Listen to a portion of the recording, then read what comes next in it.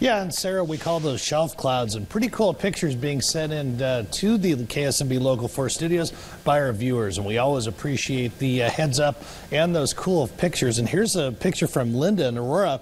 Look at that cool shelf cloud, and this is the leading edge of a thunderstorm here. These storms moving from north to south throughout the day. Our very own Travis Kleneski also shot in another picture, and here's what he took here from the studios in north side of Hastings. And then one more picture coming from Aaron Troush, and that's from Roseland area, just in the southeast part of Adams County. Very, very cool pictures. And of course, we had a little round of severe weather in the last hour or so. Things have quieted a little bit, but here's a look outside. Temperatures right now generally either side of 80 degrees, a little cooler in Hastings from that rain-cooled air. And as we look around the area right now, Clay County as well as Furnace and Norton counties, no severe weather right now, but we do have pockets of moderate to heavy rain, although the thunderstorm that's pushed out of Adams County into Clay County is weakening and has weakened over the last 30 minutes. As you look at the forecast overnight, 70s giving way to 60s once again.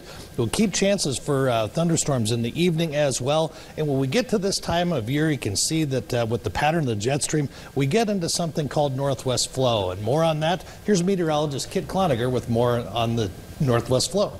Thanks, Tim. Those thunderstorms this morning represented the remnants of a system from last night, actually. It came through this morning with some pockets of heavy rain. While it wasn't the time of day we frequently see thunderstorms or severe weather for that matter, these storms are fairly typical for summertime. The storms from this morning weren't severe, fortunately, until later on in the afternoon, but that's not always the case. Severe weather can happen any time of day, any time of year.